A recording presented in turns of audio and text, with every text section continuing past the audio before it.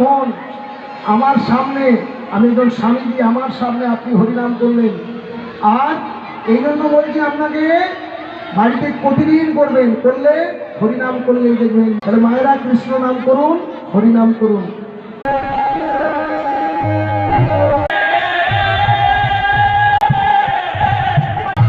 জননী চরণে আসি